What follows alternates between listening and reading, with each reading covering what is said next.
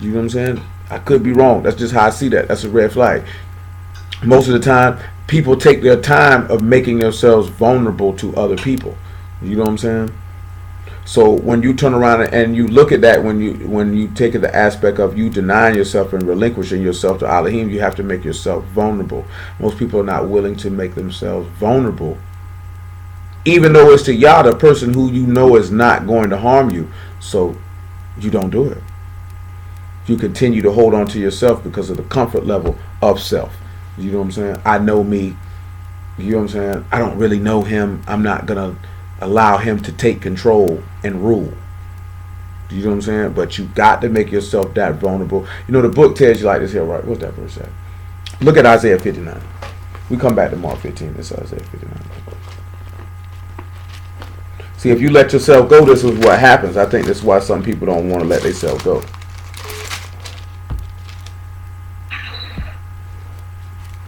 Isaiah 59 and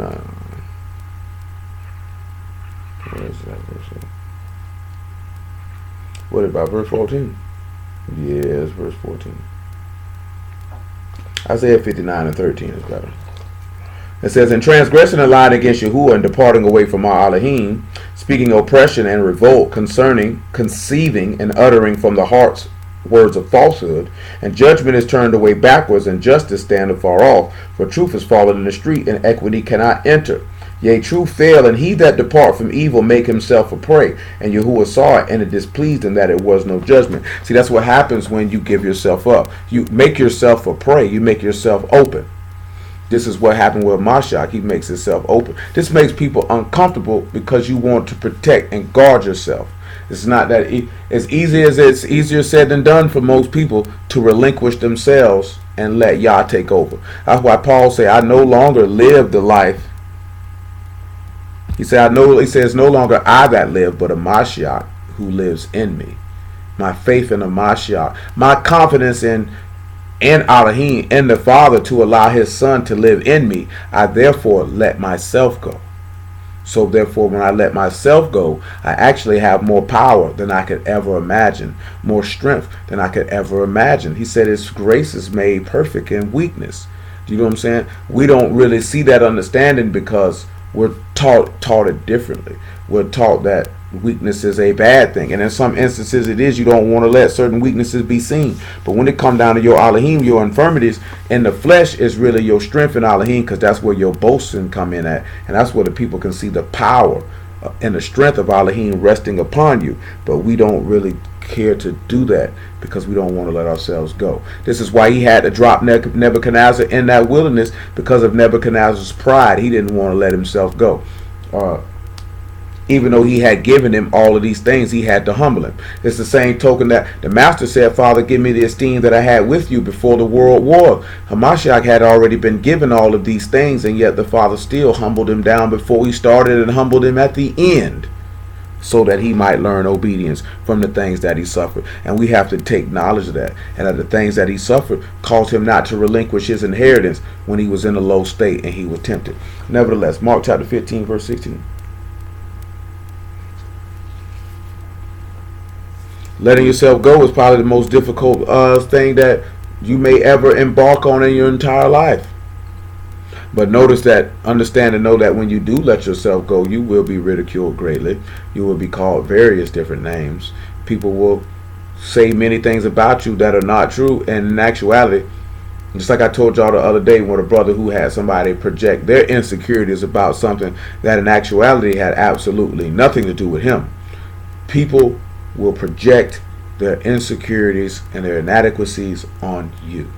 You have to be confident and secure in your God and in you, who you are, to be able to recognize and know that that's what they are doing.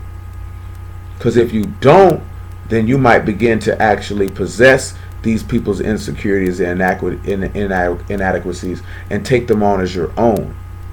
You know what I'm saying? And you don't need to do that. You need to be confident in who you are and what you do and what you don't do. You know what I'm saying? If you know it's something that you don't do, then there's no shame in saying, I'm not good at that. I don't do that. That's not my strong suit. That's why the book tells you that with certain parts of the body, you got some that do this, you got some that do that, you got some that do this, you got some that do that. But people be so insecure that they want a job and don't even know what this man got them to do. So they're trying to take somebody else's job. They're trying to make somebody else move. Nonetheless, Mark 15 and 16. He said, the soldiers led him away into the hall called Praetorium, and they called together the whole band. And they clothed him with purple and planted a crown of thorns and put it on his body's head and began to salute him. Hail Malach of the Yahudim, and they smote him on the head with the reed, and they did spit on him, and bowing their knees worshipped him. And when they had mocked him, they took off the purple from him and put his own clothes on him and led him out to crucify him. And they compelled one Simon, who passed by coming out of the country, the father of Alexander and Rufus, to bear his cross. So when we look at this, right, and it's saying that Baal bows down, the master teacher bows down and stoops, that he was not able to deliver the burden, but he himself has gone into exile, into captivity. And we look at a Mashiach, he himself was not able to bear that burden, to take it away from you. So they took it in exile. This is how the people, you gotta remember, this is how the people are viewing him. Let's look at what the people said to him to prove that point. Let's look at about verse 29. It says, and they that passed by railed on him, wagging their heads, saying, Ah, thou that destroyed the temple and built it in 3 days, save thyself and come down from the state. Likewise also the chief priests mocking said among themselves with the scribes, He saved others, himself he cannot save. Let Mashiach the Malach of Yasharal descend down from the stake, that we may see and believe. And they that crucified with him reviled him. So that's what they looking at. You stupid and you bound together, but you can't deliver the burden, and you yourself have gone into captivity. This is how they looking at it, not knowing that what he was doing, he was protecting the crown. He was protecting a throne and rulership that would come. Because see, we didn't read verse 4 when he tell you, hearken unto me, and that he's the one who bore you from the belly and carried you from the womb, and even from the old age he would carry you. That he was going to deliver him. But in their eyesight, they were like, look at this proud nigga. Look at this arrogant nigga. He up there now, he can't get down. He can't get down. Look at him. He's Baal and Nebo. He stooped down. He bowed down. Look at all these loads he carrying, not knowing he's bearing his brother's burden. Let's look at Galatians chapter 6 for that.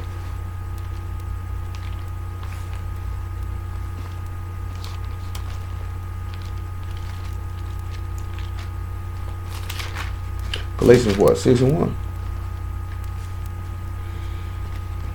It says, brethren, if a man be overtaken in a fault, ye which are spiritual, restore such a one in the ruach of meekness, considering thyself, lest thou also be tempted. Bear ye one another's burdens, and so fulfill the Torah of Mashiach.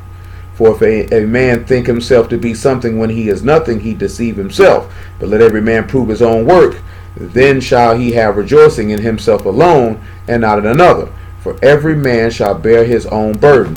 You know, every man's got to carry his own responsibility for what he did. But Hamashiach carried it, because that seems to be a contradiction in his statement of what he was stating. But we already read in John 13 how he washed his, well, we didn't read all that, how he said, you know what I did to you, I washed you, I carried your burdens, I carried your sufferings. He carried all of that in his flesh, but the people couldn't seem to understand that. Let's look at Ephesians chapter 2 about that. So when you looking at it and they saying, oh, he couldn't carry the burden, he couldn't deliver the burden, he himself went into captivity. He did deliver the burden, even in going into captivity, and therefore his reason and his brightness returned unto him when he was resurrected. But we're not going to really focus on that.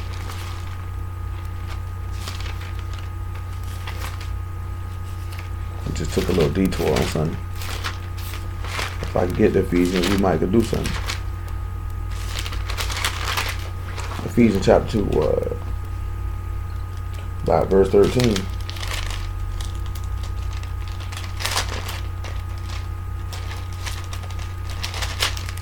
It says, but now in Yahushua HaMashiach, ye who sometimes were far off are made nigh by the blood of Mashiach. For he is our shalom, who have made both one, and have broken down the middle wall of partition between us, having abolished in his flesh the enmity, even the Torah commandment contained in ordinances, for to make it himself of twain one new man, so making shalom, and that he might reconcile both under Elohim and one body by the state, having slain the enmity thereby, and came and preached shalom to you which were afar off, and to them that were nigh. So him getting in there and carrying this burden of carrying the burden of removing sin off man. Let's look at Romans chapter 5 for that. People don't realize the responsibility that he was carrying to remove. I forgot who asked me that. But you know, in Isaiah 59:1, he says it's your sins that keep you separated from Elohim. So sin keeps you from getting closer to Yah. You're never going to be in a situation or circumstance where Yah delivers you from a situation and then the situation that you move to next causes you to sin against him. If you get moved from one situation to the next and it causes you to sin, then Yah had absolutely nothing to do with that situation. Because Yah is not going to deliver you from something that is negative to put you in another negative unless his desire is to destroy you. Like we read with Eli's sons, they were wilding, and he did not cause them to be able to listen to anything that he had to say, because he had already purposed that he was going to kill them. He had already made their hearts hard. They weren't going to be able to hear because they were not meant to live. You know what I'm saying? When Yah deliver, his book says the blessing of Yah comes with no sorrow. So if Yah has a part of a situation for moving you from what you perceive to be sorrow or what is, when we came up out of Mizraim, you got the blessing of Yah. There was no sorrow in anything. Yet they complained. Oh, we've been walking. Oh, it's hot. Oh, we ain't got no water. Oh, we ain't got no food. We ain't got no bread. We ain't got this. We ain't got that. There was no sorrow of anything that Yah did. They weren't grateful, nor did they appreciate his work.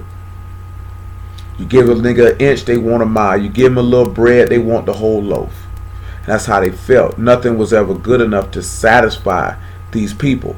When you look at the people of Yah, truth be told, when we look at the house of Yasharal, this people can't be satisfied. A lot of our people have very, very, very many underlying issues of which they're not examining and dealing with, which is stunting their spiritual growth and not allowing them to reach their full potential. Nevertheless, what did I just ask for? Romans chapter 5 and verse 17.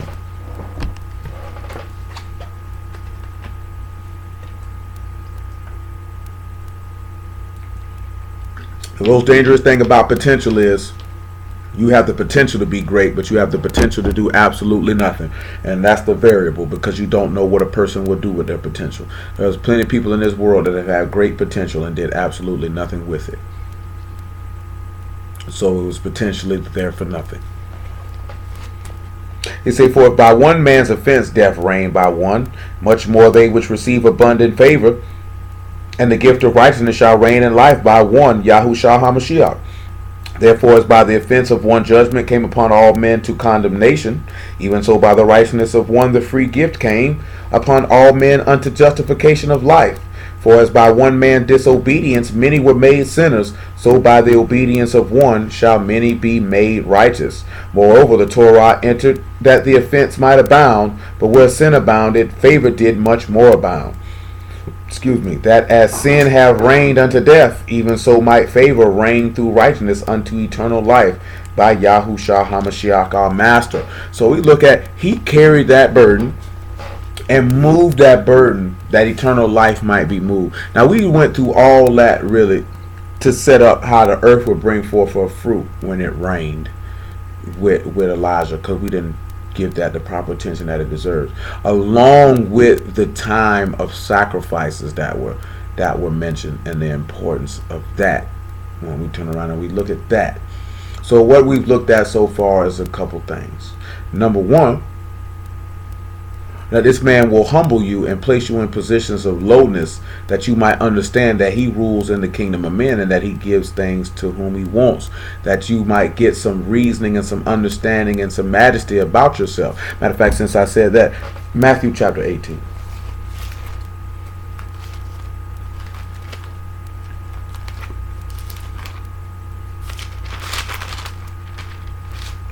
Matthew 18:1.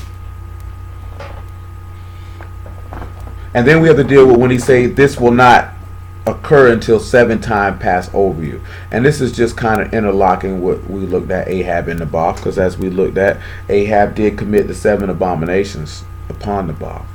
And he's steady telling Nebuchadnezzar that he will not depart from here until these 7 things have passed over him. And it's the same thing that happened to Mashiach. His reason and his brightness did not return unto him until those 7 things passed over him. And if you're going to be in Mashiach, you best believe that proud look and that possible shedding of innocent blood and people devising wicked imaginations and their feet swinging to run, quick to run to mischief against you, and then the false witness and the lying tongues and the sowing discord. Yeah, those things, if not all 7, a good at least 2, 3 of them are going to happen to you if you are going to be conformed to this man's image. And you have to know that. And that's where the confidence of Elohim come in at, because he said when you get persecuted and get treated this way, that you supposed to rejoice. You know what I'm saying? I was talking about it earlier, man. The most difficult thing in the world is to follow what happened to the master for most people. It's not an easy thing to do. And that's when people rail on you and speak evil of you, that you say nothing back. Even when you could smash niggas' whole careers. You could list that there in the third. But one thing that I've noticed in my lifetime, that if somebody is speaking on you and you have actually done nothing, and that they have done some of, if not more, of the things that they're accusing you of, that no matter how much you seek to defend yourself, the crowd won't hear it. Because they'll be sitting back looking at it, kind of catch-22. And if my memory serves me correctly, this is in one of the, I'm thinking about P.T. Barnum and the example given of him at 48 Laws of Power. He attacked a dude who was in the same field as him, but I can't remember the dude's name. And then for him to actually defend himself, it actually almost gave validity to the words that P.T. Barnum spoke. Because one, you gave P.T. Barnum airtime, and 2, they was thinking that if you were so great and this, that, there, and the third, why are you even defending yourself from these accusations? Therefore, they must be true, because you're speaking on them. Then because it's a fine line, because if you don't speak on them in some instances, it's a signal of guilt. And if you do speak on them, it's a signal of guilt. So you really have to know how to network the situation. Because that's really how it works sometimes. But our book says, according to Psalms 39, and where he said, I didn't say anything because you didn't, and then tell you in 1 Peter chapter 2 how Hamashiach, when he was railed on, threatened not, but committed himself to he that judges righteously, knowing as our father Jacob did, that your righteousness will prove you out, and you don't have to do that Yah will do it for you, knowing that he shows himself strong on behalf of those whose heart is perfect towards him. But being a natural person, it's hard for people to understand that I ought to rejoice when people separate themselves from my company, speak evil of me falsely for his name's sake. You know what I'm saying? Persecute me and do all of these things for his sake. You know what I'm saying? But that's where your confidence in Elohim come at. That your confidence in him is so supreme that you understand and know that these things are actually tools that point you towards salvation. And that possibly that your name is written in Shamahim, versus as being something to be saddened about or be troubled with. Though as a natural person, yeah, you want to go off on people who disrespect you, who don't. You want to go off on people who lie about you or try to paint you in a particular light that may not be accurate. You have the need to want to defend yourself by being a natural person. But then we have to fall back and remember our Elohim and let him do it. Because when they speak on you, they speak on him. And he says he will come see all of those who touch those that belong to him. Nevertheless, Matthew 18:1. It said, at that same time came the disciples unto Yahushua, saying, who is the greatest in the kingdom of Shamahim? Yahushua called a little child unto him, and set him in the midst of them, and said, truly I say unto you, except you be converted and become as little children, you shall not enter into the kingdom of Shamahim. Whosoever therefore shall humble himself as this little child, the same is greatest in the kingdom of Shamahim. Whoso shall receive one such little child in my name, receive me. But whoso shall offend one of these little ones which believe in me, it were better for him that a millstone were hanged about his neck, and that he were drowned in the depths of the sea. Woe unto the world because of offenses, for it must needs be that offenses come. But woe to the man that by whom the offense come. Now notice, like I said, when we look at what he did to Nebuchadnezzar, he humbled Nebuchadnezzar as a child and had him walking around on all fours. He compared himself to a beast based off the dream that he had. Based off the dream that he had. But him being on all fours is also as being a child, being crawling around. He had to humble himself and make himself as a little child in order to be received. And that's what we have to sit back and realize, is that we are children. I don't care how old you may become.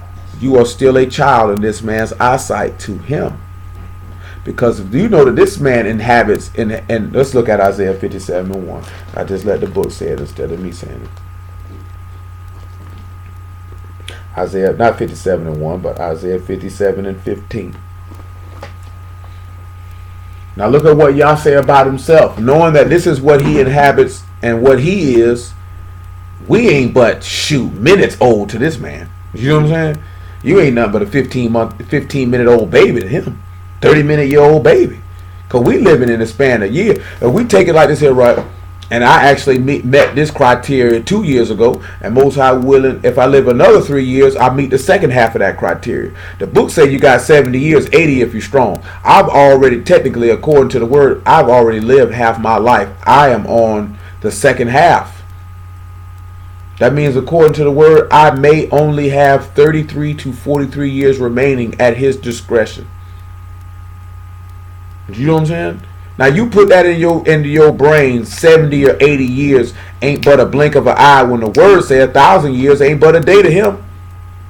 So if 1,000 years, a millennium, is nothing but one day, then you know 30, 40, 50, 60, 70 years are but matter of seconds.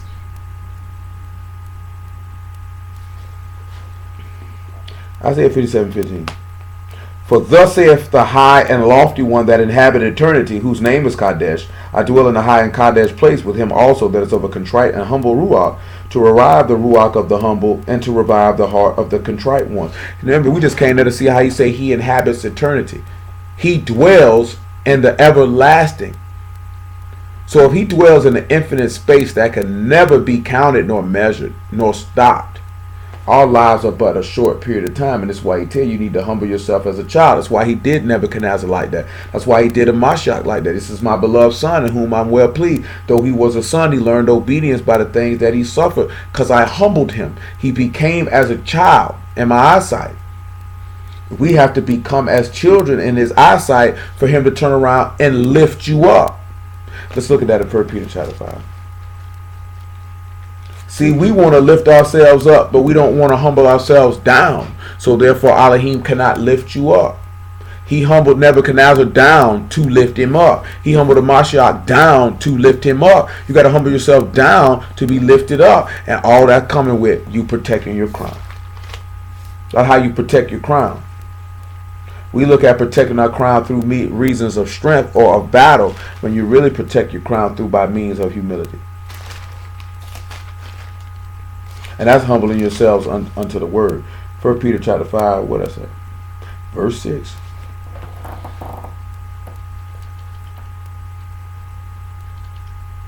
And then back to 1 Kings 18. Took a long route to get back to 1 Kings 18. Humble yourselves therefore unto the mighty hand of Elohim, that he may exalt you in due time, and cast all your care upon him, for he care for you. So that's again taking you where your confidence lies and rests at. Because you cast all your care on him and you humble yourself to him, then you show forth that your confidence is in him and not in yourself. There's another instance too. We started in James to go along with him saying how he cast his care upon you. Cast your care upon him because he cared for you. And then that goes into what the book says in Corinthians and 1 Corinthians 12 about how the body, everybody mourns together and everybody rejoices together, because everyone is supposed to have that same care one for another, for each other. This is why he say confess your faults to one another and things of this nature, and to seek out and to know. And again, what we looked at earlier about carrying your brother's burdens. But you can't know what your brother's burden is if your brother don't let you know what he needs from you or needs for you to do for him. You know what I'm saying? It's not necessarily a way that he can be, unless he can observe with the naked eye what it is. There's a reason why those things have to be communicated. We come from a system where you want to do things alone. You don't have to do things alone. You know what I'm saying? If you sit back and you look at, we are members one of another and members of his body, and that Mashiach has not left us alone. He said, I will not leave you alone. I will send you a comforter. Then we supposed to realize that we're not supposed to leave each other alone. That, we know what I'm saying? That you don't have to go through things dolo. That you don't have to. That's one thing that most black people, because of our pride, don't like to ask for help. Or don't like. And then also I take into account too, and this ain't really got nothing to do with age. This really just has to do with your personality. Most people are not necessarily readily and forthcoming with certain things that they're dealing with. Now, if I'm telling you to tell everybody what you're dealing with, you know who you feel like you can talk to about certain stuff, but you would need to holler at them.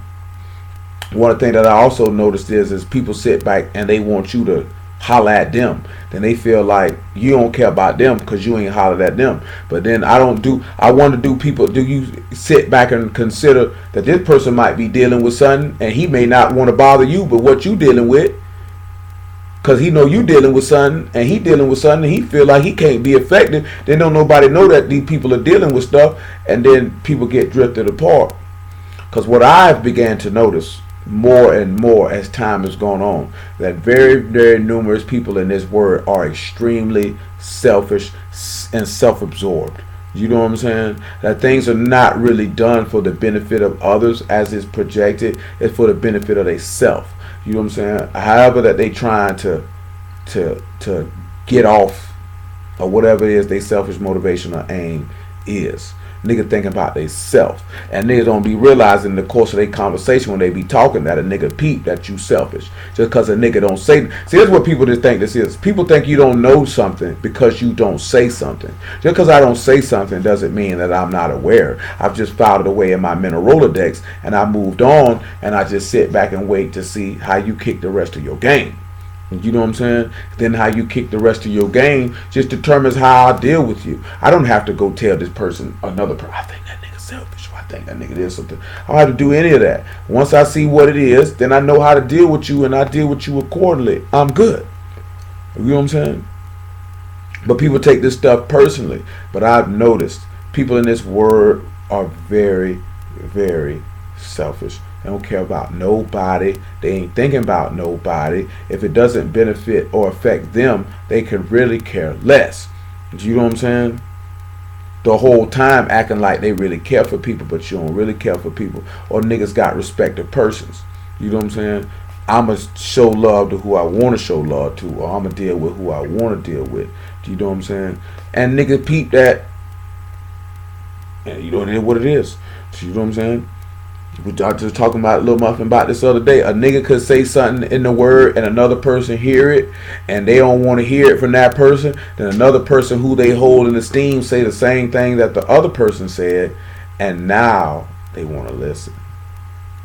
Do you know what I'm saying? Matter of fact, I think it's an example of that. Come over here to Ecclesiastes chapter 9. I think it's an example of that. Something close. Now that I'm thinking about it, I don't think it's going to say that specifically, but we'll look at it anyway.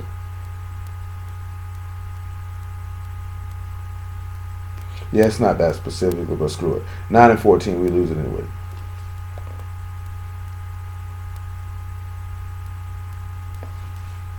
And then we'll come to James chapter 2, and then we'll work it that way. Say, there was a little city and few men within it, and there came a great king against it, and besieged it, and built great bulwarks against it.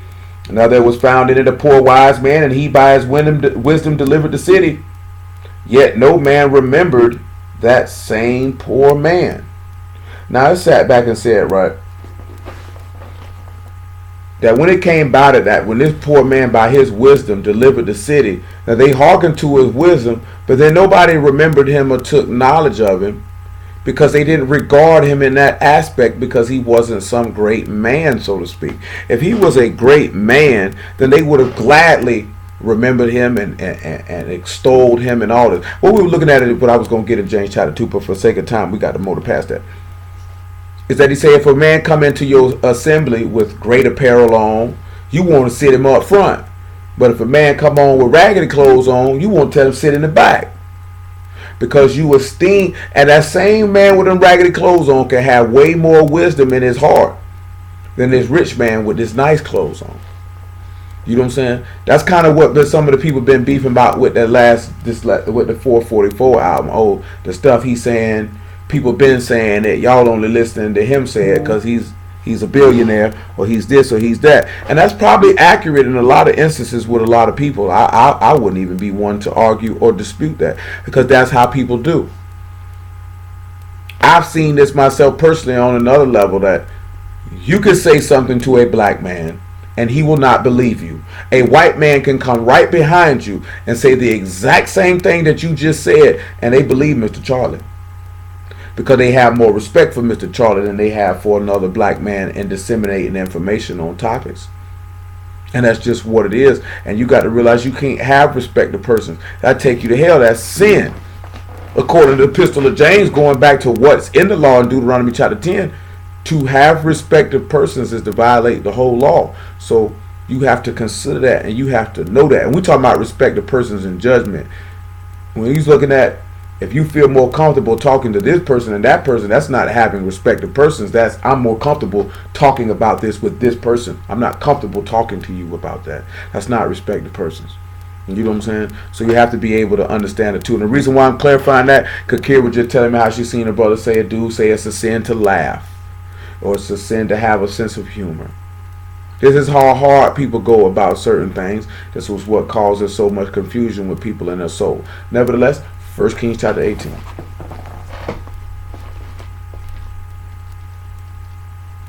Because we got to finish that. It's about 10:18. So we can ride that on out.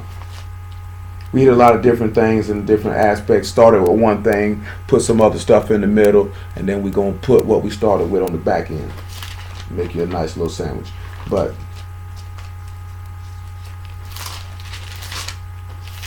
the main crux of what we were just turning around and sitting back looking at is that Yah can push you away and separate you to be around certain things to test you, to see where your confidence and your loyalty lies, and to humble you. And then once he humbles you, then he lifts you up to the estate that he always intended for you to be at.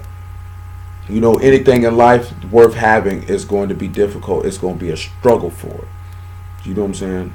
It's going to be a struggle for it. Anything that comes too easy is never really worth having. I don't care if it's business. It's a lot of businesses that started and everything came to them easy, and then when they hit about year 3 or 4, the business no longer in existence, because it was a false sense of security because of the ease of something. And I'm trying to think of businesses that I know that are very, very large. It was a struggle for Nike. It was a struggle for Under Armour. It was a struggle for the World Wrestling Federation, to the point where they almost flopped and went out of business. And this man put all his eggs in one basket with an event called WrestleMania, which was the first of its kind at the time. And that if it flopped, the whole company went down with it.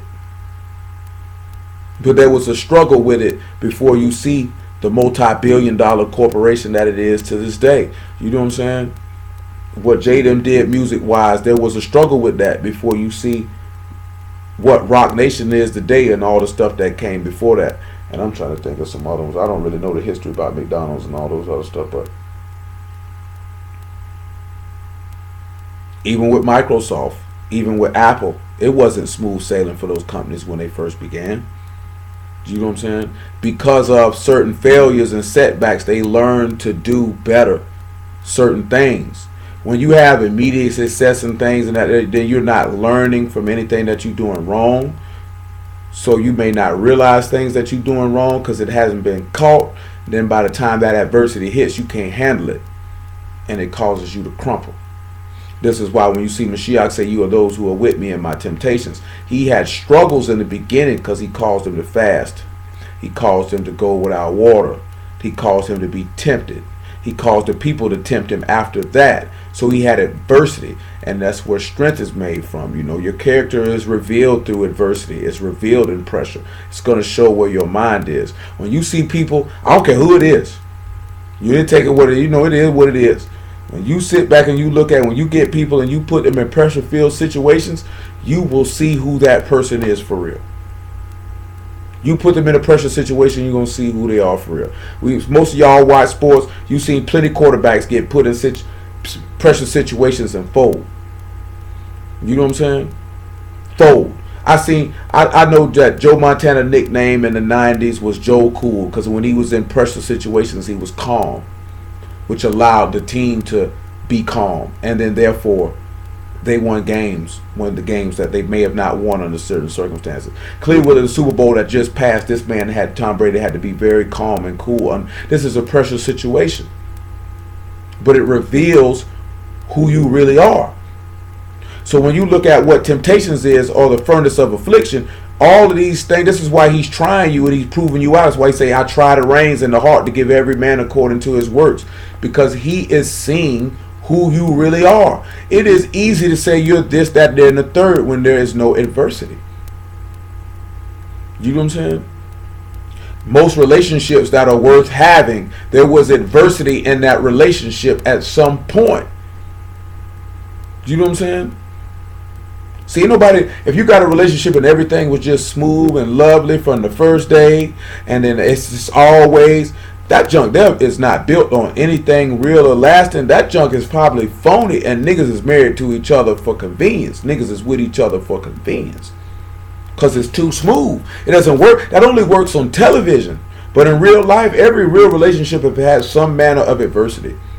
It doesn't have to be nothing outrageous like nobody cheating on nobody or this, that, there, and the third. It just has a moment of adversity. You know what I'm saying? And in the moment of that adversity, we're going to see how real the bond is. That's what he did with Job. He took him through adversity. How real is the bond? How tight you willing to stick with Yah when the road get bumpy? It's real easy to do something when there ain't no bumps in the road, when everything is smooth. You hear many people say, you know, marriages work. Why? Because there's days of it. There's going to be days where you can't stand your spouse. You can't stand the sound of their voice. You know what I'm saying? You're not going to want to hear it, and it's just going. That's just going what it's going to be. Then what are you going to do when you face that point? How are you going to resolve that? How are you going to handle that? We live in a generation now that at the first sign of trouble, people run. That's the sign of their character. That they flee from adversity. They flee from challenges. They flee from anything that is not easy. And therefore they lose out on things that are worth having because you feel like it's not easy. You know what I'm saying? Anything worth having is not going to be easy. It's going to be some work that has to be involved, but it's going to be worth it. That's why the book says, "See a man diligent in his labor, he'll stand before kings." Matter of fact, let's look at Hebrews chapter 4. Just to look at it. It's just going to be some work involved. You know what I'm saying? It's just a little bit of work, but it's going to be worth it on the back end on whatever it is that you do. But you got to have the courage to do it. Got to have the balls to do it. Everybody don't have the balls to do it. And whatever it is that you do.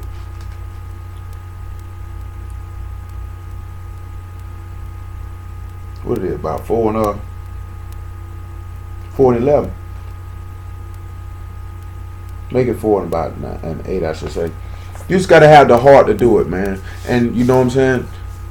I don't like to lose. But it won't bother me if I do. You know what I'm saying?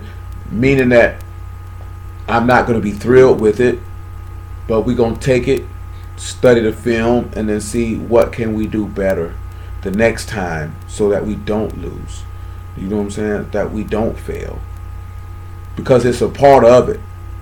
I think we also live in a society where people are scared of failure. They crafted something like there's something wrong with you if you don't succeed constantly. That's why we judge athletes by, oh, see, LeBron ain't nothing. He lost 4 championships. Jordan ain't lost none. Well, that's an anomaly. You know what I'm saying? That's not going to happen every time that you reach the pinnacle of something and you don't fail. You don't lose. But we feel like you should never lose, and that if you lose, then inherently you can't be this and you can't be that because you didn't win every time. This is the type, and that's how people sit back and we look at with the word. I ain't talking about just necessarily, no, definitely not talking about committing no sin. But as far as we don't look at that, if we don't hit a certain benchmark, or we don't sit back and look at, maybe you were placed in a situation, you didn't necessarily commit a sin, but you didn't execute according to the word all the way you feel like, oh, I can't do it. I'm just this, that, there, and the third. I fail. Some people fail because they sinning. You know what I'm saying? You got put in a situation and you chose to do what you wanted to do and go against the word of Yah. We're not talking about that. We're just talking about you not coming through in the clutch like you felt like you were capable of coming through. Doesn't make you a failure or anything less. You just look at it. Oh, right, this is a situation. Maybe take an example out of the word that might be similar to your situation. Look and see what they did, and then emulate that. And next thing you know, you emulate Mashiach. It's not difficult. Hebrews 4:9. The 4 and 8. For if YAHUAH had given them rest, he would have not afterwards have spoken of another day. Therefore, there remained therefore a rest to the people of Elohim.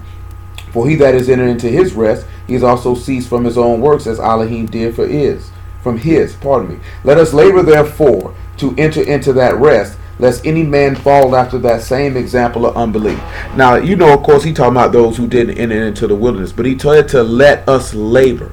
Let us put in the work.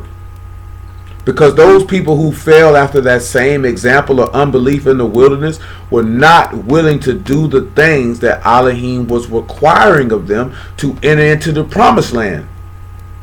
Because he said, I brought you here to prove thee, to see what was in thy heart, whether you would keep my commandments or not. This is what I brought you out here for. It's not even that it was even that difficult for them in the wilderness.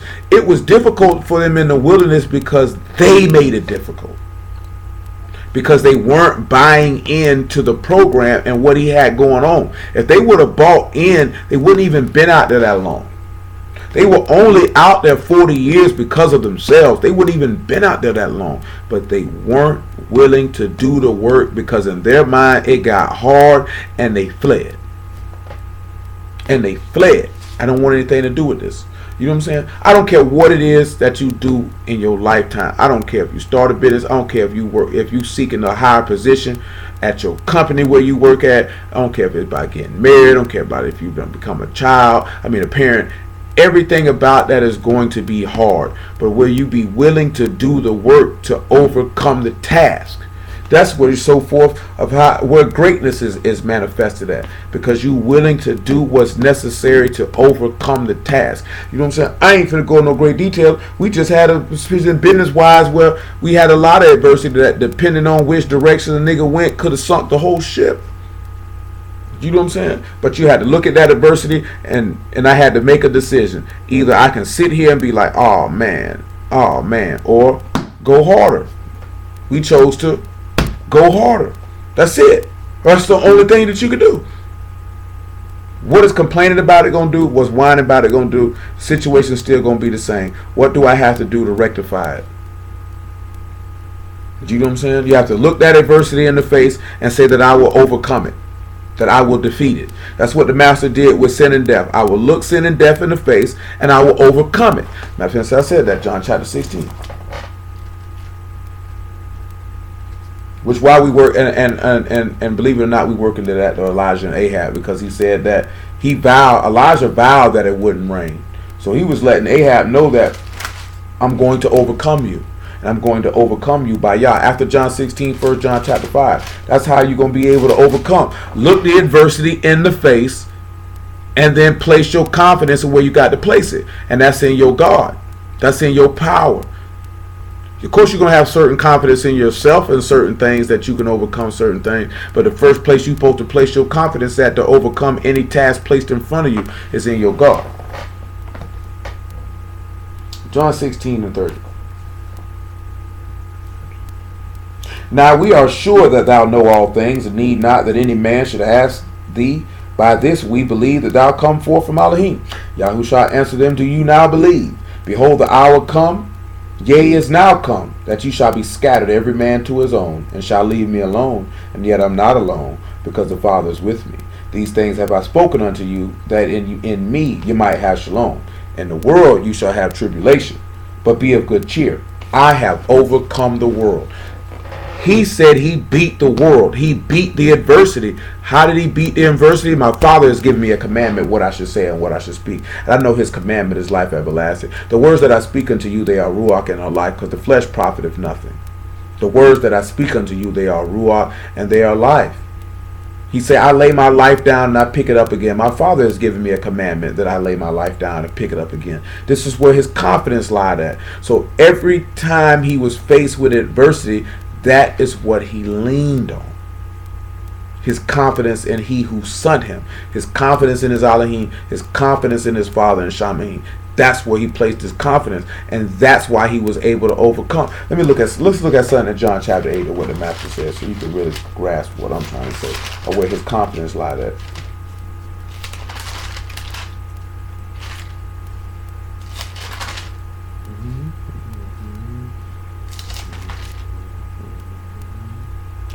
John 8 and about verse 15. He said, you judge after the flesh, I judge no man. And yet if I judge, my judgment is true, for I am not alone, but I and the Father have sent me. It is also written in your Torah that the testimony of two men is true. I am one that bear witness of myself, and the Father that sent me bear witness of me. Then they said unto him, where is thy father? Yahushua answered, ye neither know me nor my Father. If you had known me, you should have known my Father also. These words spake Yahushua in the treasury, as he taught in the temple, and no man laid hands on him, for his hour was not yet come. So you have to sit back and look at it. Based off what he just said, the confidence that he exhibited in his Father and his Elohim, those people wanted to put hands on him for it.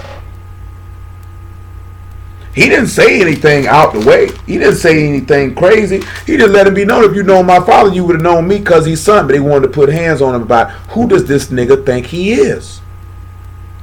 But in the face of all that adversity, these people talking trash about him and saying you're not true and they know who sent you and why you doing what you doing, his confidence was always in his Elohim the entire solitary time. Because when he was speaking, it said the Pharisees said that his record was not true. Who do you think you are? And then he exhibits that confidence in the face of adversity of these people saying, you ain't real. Your record ain't true. You lying. You ain't nobody, man. You talking about yourself. Come on, let's keep on reading, see what he got to say. See if we got something else on there. Verse 28. We'll make it 25 though. Then said they unto him, who art thou? Yahushua saith unto them, even the same that I said unto you from the beginning. I have many things to say and to judge of you, but he that sent me is true, and I speak to the world those things which I have heard of him. They understood not that he spake to them of the Father. Then said Yahushua unto them, when you have lifted up the Son of Man, then you shall know that I am he, and that I do nothing of myself, but as my Father hath taught me, I speak these things. And he that sent me is with me, the Father hath not left me alone. See, he that sent me is with me, and the Father have not left me alone. For I do always those things that please him. As he spake these words, many believed on him. That goes back to what we read in 1 Chronicles 15. If you seek him, he will seek you, and he will be found of you. He says, I love those that love me, and those that seek me shall find me early. But notice what he told him. I speak the words that my Father taught me. My Father has not left me alone. This is where his confidence resided at. This is where his confidence remained in. And this is how he was able to overcome any task and level of adversity that was placed in his face, because this is where his confidence is. If you have issues with your children, you place your confidence in your Elohim, he'll give you the wisdom to be able to handle that situation and the strength to endure. If there's a problem going on in your marriage, then guess what you're supposed to do? Number one, you should ought to pray together. You know what I'm saying? About the matter together. Not I pray over here, you pray over there, but you pray together. You know what I'm talking about? And then you sit back and you put your confidence in Elohim that he'll direct you properly, or give one of you the wisdom to be able to overcome that situation, because your confidence is in him. Not just waiting for no magic elixir or some snap of his finger that's going to make it better, but that the wherewithal that y'all, the two people, be able to weather whatever that adversity is to overcome it. Whether it's individual adversity that you're dealing with individually in your life, no matter what it is. There's too many different scenarios and variables that we could mention for that. Your confidence has to be in your Elohim that you can overcome them. A lot of times we don't have confidence in Elohim because you don't have confidence in yourself. You know what I'm saying? When I dealt with that depression, the most difficult thing about it for me was not even all the other stuff is that my confidence was not there. I felt like a basketball player in a shooting slump, or how baseball players I used to watch when they were in a hitting slump. Their confidence was gone and they were not the same player. You know what I'm saying? Most people don't understand that if they don't have confidence in themselves to what it would even feel like to lose it. Because you've really lost yourself. You don't even know how to function. You know what I'm talking about? It's hard for you to execute at the top level of your execution because the main thing that makes you is not present. But now we have to remember that he is in us all and through us all, and that our confidence is supposed to remain in him. So when we find ourselves in certain state, it's because we ain't had the confidence and the faith and the hope in Elohim like we were supposed to. 1 John chapter 5. You know, we say we can overcome all things through Mashiach who strengthen us. So, or we can do all things through Mashiach who strengthen us. And that's coming through because of the confidence. You have to have that confidence in him that he is able to do these things. And even if he didn't choose to do it, that your confidence still will reside in him. Because a lot of people lose their confidence in him because they don't get what they want. Let's just be honest about that. 1 John 5 and 4 though. For whatsoever is born of Elohim overcome the world, and this is the victory that overcome the world, even our faith. Who is he that overcome the world but he that believe that YAHUAH is the son of Elohim? This is how you'll be able to, and how do you be able to believe that he the son of Elohim? By believing on him as the scripture have said. And if you believe on him as the scripture has said, then you know that you would have to humble yourself to be lifted up in due time, and that you're going to learn the obedience by the things that you suffer, and that you would prepare your heart for the suffering. Remember, are you able to drink from the cup that I drink from and be baptized with the baptism that I'm baptized with in order to allow you to overcome? Now let's go back to 1 Kings chapter 18. Don't flee from adversity. Adversity is where your character is made. Though I do know that some situations, and I'm just stating this here because I felt my name on that, are very, very tiresome to deal with on a continual basis. You know what I'm saying? Very, very tiresome to deal with. And that's when you really have to lean on the strength of Elohim on those type of situations. Because I can say in my youth, I had a certain situation that was very, very tiresome to deal with on a consistent basis. I felt like I'm entirely too young to have to put up with this right here. You know what I'm saying? Some of y'all have not been placed in sometimes we place ourselves in tiresome situations, and sometimes you are placed in tiresome situations. You know what I'm saying? I feel for all those who have to deal with tiresome situations. You know what I'm saying? Sometimes you wonder why people be so curt and short with people sometimes, because sometimes they be frustrated about stuff that ain't even got nothing to do with you. You know what I'm saying? Because they have to deal with a bunch of nonsense. Most of y'all have not had to deal with a lot of nonsense. Some of y'all done had to deal with some nonsense recently. It was just in short bursts. And it's frustrating nonetheless. But always remember, cast your care upon your Elohim because he care for you. He know the crap you got to deal with. And remember what he says. It's a just thing for him to render recompense to all those that trouble you. So if you just keep that in the back of your mind, that their vengeance slumbers, their damnation slumbers not, and their recompense slumber not, and they going to catch everything that they've done to you back onto themselves. But when you see it, make sure you don't rejoice and it cause y'all to be displeased, and he removed their hand from them for receiving the just deserts for their behavior. 1 Kings chapter 18. Where we at? Probably about verse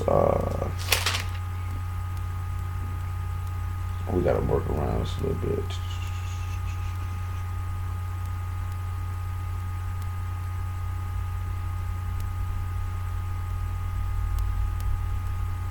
Verse 26.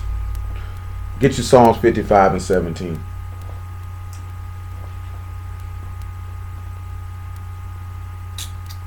It says, and they took a bullock which was given them, and they dressed it, and called on the name of Baal from morning even until noon, saying, O Baal, hear us. But there was no voice, nor yet any that answered. And they leaped upon the altar which was made. And it came to pass at noon, Elijah mocked them and said, Cry aloud, for he is a god. Either he is talking, or he is pursuing, or he is in a journey, or peradventure he sleep and must be awaked. Let's come look at 55 and 17. You just seen morning and evening when it comes to this. So we want to look at something in Psalms 55 and 17. All of these things are caused to be able to cause the rain to come. And notice that there's certain sacrifices being made here at certain times where it's mentioning where they're made to cause the rain to come so that the earth can bring forth her fruit. 55 and 17. It says, evening, we'll make it verse 16. As for me, I will call upon Elohim, and Yahuwah shall save me. Evening and morning and at noon will I pray and cry aloud, and he shall hear my voice. He have delivered my soul in shalom from the battle that was against me, for there were many with me. There were many people against Elijah, about 450. There was a lot of people against Mashiach. Who knows? The whole nation was riding against him. Yet he said he heard his voice and he delivered him. And the reason why we're sitting back looking at that, because you have to sit back and look at that. We know that Daniel did this in Daniel chapter 6. And we're going to look at Mashiach doing the same thing. Like, you should pray those 3 times a day minimum. Let's look at something else. It's for we are put it. In Luke 18, the master told you to, a man ought always to pray and not to faint. The book of Thessalonians tells you to pray without ceasing. This is why I always like this here. Like, you know, mostly I don't know how many of you brothers walk around with hats on, but you know, you can easily slide your hat off whenever you feel like praying. That's why I tell the women, like, you know, I'm not, and I want to make sure I make myself clear. You do not have to walk around with your head covered 24 hours a day. You know what I'm saying? But at the same token, well, I should say yet at the same token versus but, because then that would just directly eliminate everything I just said before that. Yet at the same token, you need to be prepared so you can pray without ceasing, especially if you're dealing with something. You know what I'm saying? Because I know y'all get your hair done nice like, and you like, you know what I'm saying? You like for it to be seen. At the same token, you can't be out here and then you can't be able to pray when your spirit is stirred to pray because you did not prepare yourself. You know what I'm saying? Because you're not ready to do so. You need to be ready to do so. You know what I'm saying? You need to be ready to do so. Because the urge to strike you to make supplication to your Elohim can hit you at any time.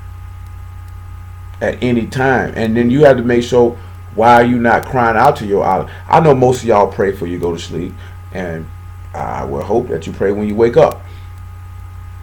But how many of you consistently stopping in the middle of the day knowing these things are symbolizing sacrifices that are made? The reason why I say that, because let's look why. What it is. Revelation chapter 11. Whether you realize it or not, your supplications are sacrifices to a certain extent according to this book. Let me make sure it's Revelation 11. And I'm going to show you how in just a moment. Make sure Revelation 11 is the chapter that I want. It is not Revelation chapter 11.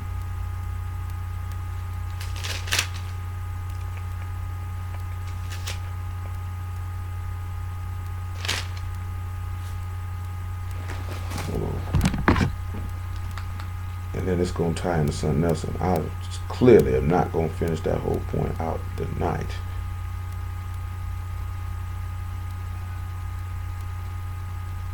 There we go. Revelation chapter 5 and then Revelation chapter 8 is what we desire. Revelation 5 and 5, everybody, and then Revelation chapter 8. And then we tie it back.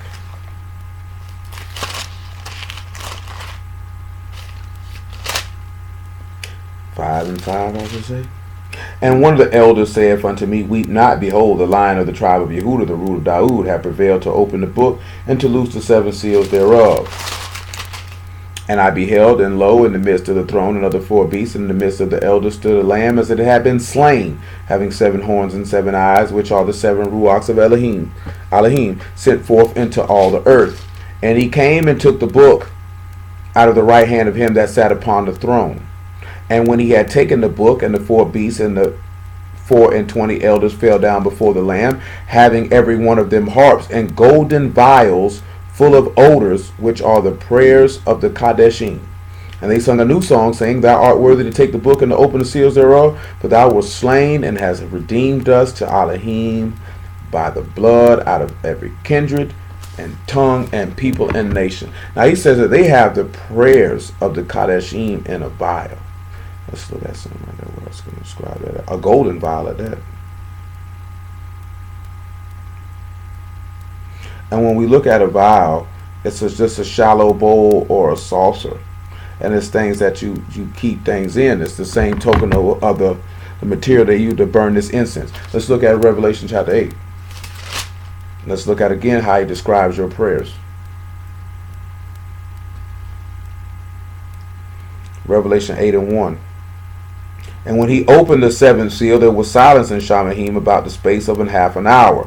And I saw the 7 Malachim which stood before Elohim, and to them were given 7 trumpets. And another Malachim came and stood at the altar, having a golden censer. And there was given unto him much incense, that he should offer it with the prayers of all Kadeshim upon the golden altar which was before the throne. And the smoke of the incense which came with the prayers of the Kadeshim ascended up before Elohim out of the Malachim's hand. And the Malachim took the censer and filled it with the fire of the altar and cast it into the earth. And there were voices and thunderings and lightnings and earthquakes. Now your prayers are being mixed with incense. Let's sit back and look at something in Ephesians chapter 5 and Galatians chapter 5, I should say. And then when we look at Galatians chapter 5, we'll spin it back around and see how Hamashiach on that stake, how his prayers can be considered to be incense because of that furnace of affliction. And this is why you have to keep in your mind that if you're offering yourself to Elohim, as we going to be looking, finishing at least get a little bit of in 1 Kings 18, then you will realize that your prayers are actually incense or offering or sweet smelling savor that he takes in and that he will accept. But if you're not offering these sacrifices upon the altar, you're not burning this incense, then he can't have these prayers in his temple to even acknowledge them. Galatians chapter 5. There's a reason why he tell you to pray without ceasing. There's a reason why the master tell you men are always to pray and not to faint. But people think something wrong with you if you're praying consistently. Because they feel like, oh, he don't hear no prayers because they don't get what they want when they want it. It is Ephesians 5, everybody, my apologies. When they want it. Because if people treat this man as if he's some type of genie or something, and he just grants wishes. Ephesians 5:1. Be therefore followers of Elohim as dear children, and walk in love as Mashiach also have loved us and given himself for us an offering and a sacrifice to Elohim for a sweet smelling savor. The same thing in 1 Peter chapter 2, right? He tell you that we make offering spiritual sacrifices on the altar acceptable to Elohim by Yahushua HaMashiach. We also know that the Apostle John says that we can receive anything we ask of him if it be according to his will, if we believe on the one whom he has sent. So knowing that you have this power in your Elohim, that if you believe on the one that he has sent, and that you are executing his will, because we know Elohim here not sinners, but he that is a worshiper of Elohim and do his will, him he hear. And that if you are making these continual spiritual, because these sacrifice, you've already made a spiritual sacrifice if you're offering yourself as a living sacrifice, and you're making a covenant with him by sacrifice, by offering your body up. You don't think that the offering of your supplications and prayers are not also a sacrifice? Did they not offer incense upon the altar in the temple? Do you not realize when Mashiach was on that stake saying, my Elohim, why have you forsaken me? And Father, forgive them, they know not what they do. That these are offerings of incense and prayers on the stake that are acceptable to Elohim from his mouth. And that the same thing is for you. Do you not realize that we begin to look that the master prayed always? And that in the face of adversity, what did he do? He made supplication to his Elohim. He did not faint. He prayed. This very thing he told you in Luke 18 to do, that men are always to pray and not to faint. He did that himself. So then when you sit back and you look at when you face with adversity, you have to do that. And then you'll sit back and look at, when we look at Elijah, he prayed earnestly that he wouldn't rain. He said the effectual fervent of the prayer of a righteous man avails much. Do you know what I'm saying? And then when you just sit back and look at the token, how the book tell you with a man with his wife, you ought to pray with your wife. You know what I'm saying? There's certain people that if you love it, you will really know if somebody love you, especially if they serve Elohim, if they pray for you and you didn't have to ask them to do it. It's one thing if you say, hey, pray for me, and then they respond, oh, I already do that. Or I always do that in regards to you. Because some people pray for certain people, and then some people pray for certain people specifically. You know what I'm saying? Like, hey man, pray this person, this, that, and the third. But then it's because I care about this person. You know what I'm saying? You got certain people who preach the word, they don't pray for their people. Care less about them. You know what I'm saying? We're talking about praying for people by name. By name. Because you got to remember what the master said. I don't pray for the world. I pray for those that are mine. Same way he told Jeremiah, don't pray for their people. Don't pray for them. See, when you see these things in the word and people see this here, that's a hard thing for them to swallow. Because Yah is not who they think he is or who they want him to be. Let's come back to 1 Kings chapter 18. Now, we already discussed that. In fact, I need Ezra chapter 8. We already discussed that there are certain times of sacrifice. There's a morning sacrifice, there's that noon sacrifice, there's that evening sacrifice. You know what I'm saying? And you see all of these supplications that the master did these himself. And we just revisit this because we dealt with this a long time ago. Ezra chapter 8, probably about a good 2-3 years ago. Maybe 3-4 years ago. I don't know. My mind bad. It was a long time ago. What we want? Ezra. It's Ezra 9. Ezra 9. This is Ezra's prayer. We look at verse 1. We look at what Ezra were praying. And look at how long pretty much that he prayed. Now when these things were done, the princes came to me, saying, the people of Yasharal and the priests and the Levites have not separated themselves from the people of the lands, doing according to their abominations, even of the Kenites and the Hittites and the Perizzites and the Jebusites and the Ammonites and the Moabites and the Egyptians and the Amorites.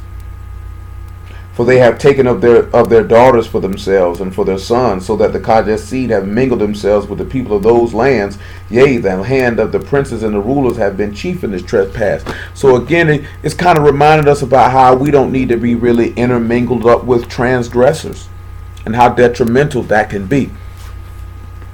And when I heard these things, I rent my garment and my mantle and plucked off the hair of my head and of my beard and sat down astonied. And they were assembled unto me every one that trembled at the words of the Elohim of Yasharal, because of the transgressions of those that had been carried away. And I sat astonied until the evening sacrifice. And at the evening sacrifice I rose up from my heaviness, having rent my garment and my mantle, and fell upon my knees, and spread out my hands unto YAHUAH my Elohim, and said, O my Elohim, I am ashamed and blush to lift up my face to thee, my Elohim, for our iniquities are increased over our head, and our trespasses grown up under Shamahim. Since the days of our fathers have we been in great trespass unto this day, and for our iniquities have we, our kings and our priests, been delivered into the hand of the kings of the land, to the sword, to captivity, to a spoil, and to confusion of face, as it is this day. And now for a little space favor have been showed from YAHUAH Elohim, to leave us a remnant and to give us a nail in this Kadesh place, that our Elohim may lighten our eyes and give us a little reviving in our bondage. For we were bondmen, yet our Elohim have not forsaken us in our bondage, but have extended us mercy unto us in the sight of the kings of Persia, to give us a reviving, to set up the house of our Elohim, and to repair the desolation thereof, and to give us a wall in Yehuda and Jerusalem. Now it says that he fell down at the time of the evening sacrifice to do this and to pray. Let's look at when this happened. Matthew chapter 26 and verse 28. Let's see if the master sat down at the time of evening sacrifice and then fell upon his face and cried for this people because of the sins of this people. Say he couldn't even lift up his eye to Shamahim. He blushed. All of these things. This is why it says that You see that with the man in Luke 18, where he say he could not even lift up his eyes to Shamahim, but smote his breast and say, be merciful unto me, a sinner. That's where the master was pulling that parable from, because that's exactly what Ezra did. Was Ezra a part of that trespass? No, he didn't separate himself from the people, though. He said we all been in his trespass. He couldn't even lift his face up to Shamahim because he was ashamed. He was ashamed. That whole situation that humbled him, and that goes back to what we were talking about earlier, and that's called protecting the crown. If you want to protect the crown, you have to be humble.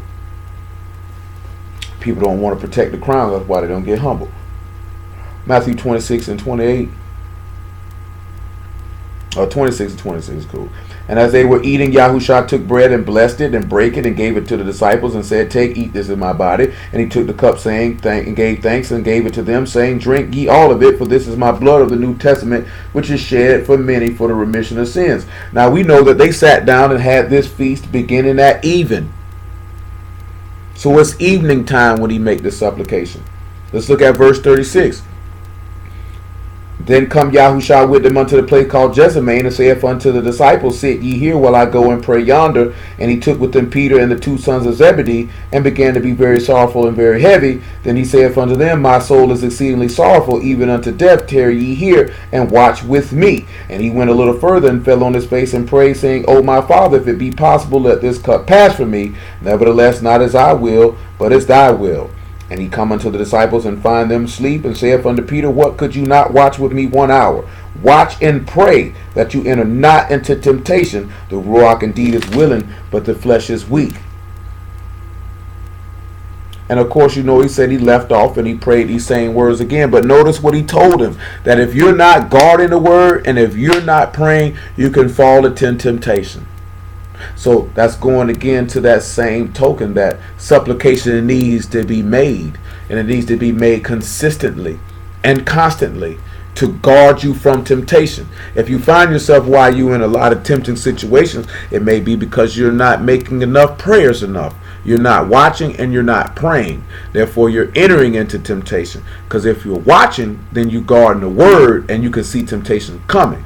And if you're praying, and you get the strength. You don't wait to get in situations where you need strength. You should already be praying and already have it. Therefore, it's not even an issue. You know what I'm saying? This is what he was doing in this particular situation. He had already had the strength, and he got in a situation where he was weak, and he got to be strengthened in the midst of it.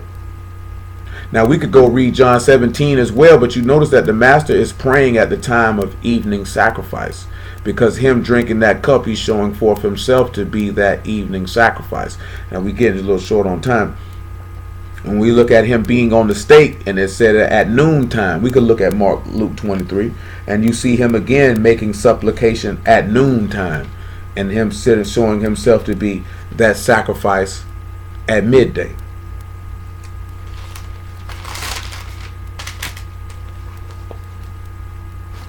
Luke 23 and what is that? 34. Because he's making a prayer for forgiveness. Y'all know what he says. And then he says, then said Yahushua, Father, forgive them, for they know not what they do. And they parted his raiment and cast lots. And the people stood beholding him, and the rulers also with him, deriding him, saying, he saved others, let him save himself, if he be Mashiach, the chosen of Elohim. And then as you come down and we look at verse 44, and the same thing, it said, and it was about the 6th hour, and there was darkness over all the earth until the 9th hour. And the sun was darkened, and the veil of the temple was rent in the midst. And when Yahushua had cried with a loud voice, he said, Abba, into thy hands I commit my ruach. And having said thus, he gave up the ruach. Even in the face of all manner of adversity, he made his supplication. Now you know he's the morning sacrifice, because they took him and threw him up there on that stake early in the morning, because he was on there all day. He was pretty much on there from the time that the sun rose to the time that it went down, fulfilling all three of these sacrifices, and also making supplication for us on our behalf at evening, morning, and noon. He cried aloud that he would be heard. And that's why you notice We got to go back to 1 Kings 18, where you looked and seen where the sacrifice was going down morning and midday with Elijah, and then you have the evening sacrifice coinciding. Let's go back to 1 Kings 18 with that. We'll get to the part with the rain, y'all willing, on tomorrow. I kind of went somewhere else, but praise the Lamb either way. Now we talked about how they were mocking and they cut themselves all up. Now we look at verse 36 in 1 Kings 18. We already dealt with, Elijah's getting his sacrifice ready and he's getting it prepared. And it says, it came to pass at the time of the offering of the evening sacrifice that Elijah the prophet came near and said, Yahuwah Elohim of Abraham, Isaac, and of Yasharal, let it be known this day that thou art the Elohim in Yasharal, and that I am thy servant, and that I have done all these things at thy word. Remember, we looked at that when the centurion said, truly, this is the son of Elohim. Notice that this last sacrifice, the evening sacrifice, is what caused the people to return. Notice that Hamashiach gives up the Ruach at the time of the evening sacrifice. Notice how Ezra made his prayer and supplication about having a nail in this place that we could be revived to return to Elohim, to rebuild the desolate places that have been destroyed, and to rebuild the ruins of the tabernacle of David as in the days of old, that we could be rebuilt as a chaste virgin espoused to one husband, that husband being Mashiach, that we could be rebuilt and brought back into that place. And he did this at the time of evening sacrifice, knowing that all these supplications that they were making were recepted into the altar. They were a sweet smelling savor that could be accepted upon the altar, because we make spiritual sacrifices acceptable to Elohim by Yahushua HaMashiach. You know what I'm saying? A lot of brothers say, oh, you can't do that without an altar. All this type of stuff that you hear a lot of our people say, because they're no different than your ancestors then. They placed more value on inanimate objects than the man who ordained the construction of the inanimate object. You know what I'm saying? I find it funny that they say that Mashiach couldn't be sacrificed because there wasn't no priest and he wasn't on no altar, but yet you say your sins could be forgiven without shedding the blood. How hypocritical is that? But who am I? I'm just a poor nigga from Jacksonville, man. I don't know nothing, man. I ain't nobody, man. I don't know nothing. Verse 37, he said, hear me, O Yahuwah, hear me, that this people may know that thou art Yahuwah Elohim, and thou hast turned their heart back again. The whole purpose of that whole thing that Elijah went through was for us to return. Let's look at something real quick. And Luke, what it is, 15 to 16. The purpose of the sacrifice of Mashiach was for us to repent and for us to return. You know what I'm saying? Everything that this man went through was for the humbling purposes for us to return. So a lot of our people are not returning. And we'll look at 1 Timothy chapter 4 and see why they're not returning. Luke chapter 15, and I don't think we're going to start at verse 1 there. Verse 11 is definitely not where we're going to begin that at. We'll look at verse 21. And the son said unto him, Father, I have sinned against heaven and in thy sight, and am no more worthy to be called thy son. But the father said to his servants, Bring forth the best robe and put it on him, and put the ring on his hand and the shoes on his feet. And bring hither the fatted calf and kill it, and let us eat and be merry. For this my son was dead and is alive again. He was lost and is found. And they began to be merry. Now, when we turn around and we look at it, we know this is stated in Ezekiel chapter 18, that if a man do those things that are not lawful, but he consider and return, none of those sins will be mentioned unto him. When we look at the humility that the son showed by saying, I am not worthy to be called thy son. Because remember, he said Yasharal was his firstborn son. We were not worthy to be called his son based on our behavior and how we moved and operated. We were not worthy of that, but yet we were never ashamed. And this take us back about humbling ourselves as a small child, because we're not ashamed. So when you sit back and you look at the mind frame that he had, that he looked at what he had done, he was ashamed, that he felt like that he was not worthy of being accepted. But yet he returned when he saw the error of his ways, and he considered. When the people sat back and they seen how that sacrifice was accepted of Yahuwah in 1 Kings chapter 18. They consider and they return.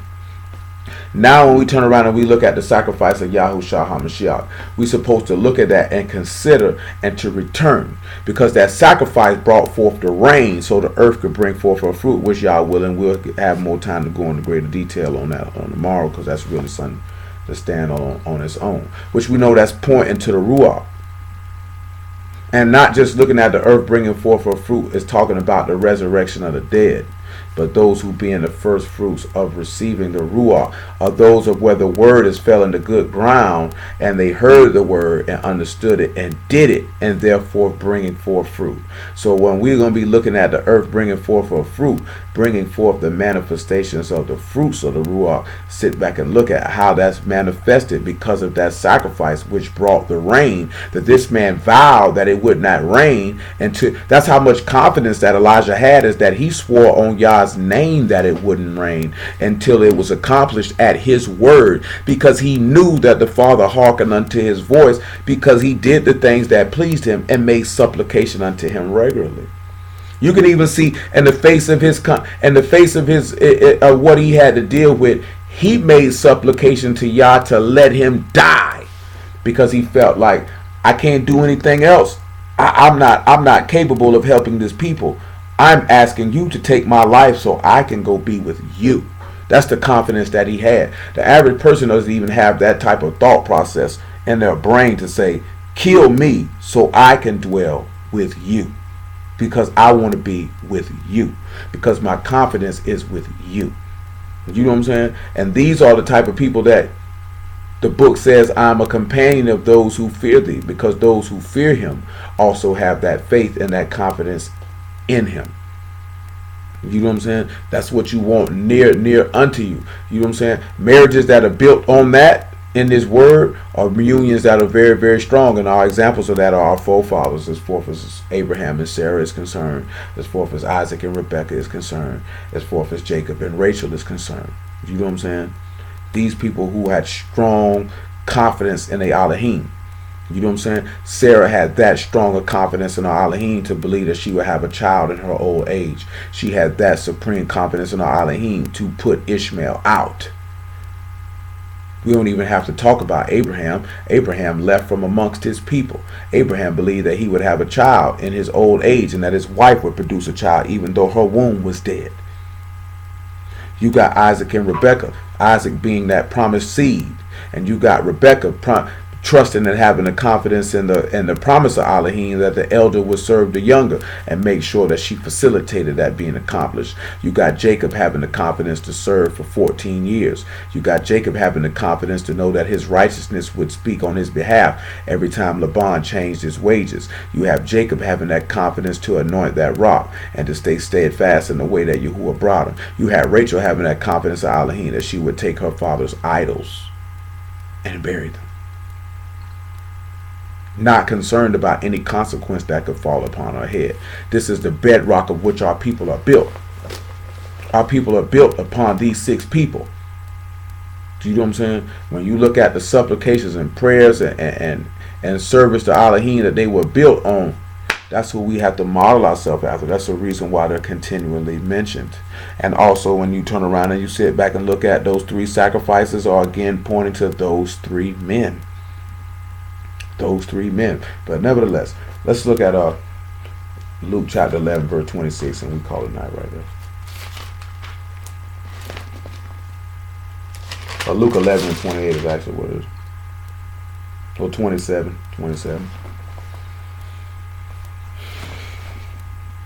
And it came to pass, as he spake these things, a certain woman of the company lifted up her voice and said unto him, Baruch is the womb that bare thee, and the paps which thou hast sucked.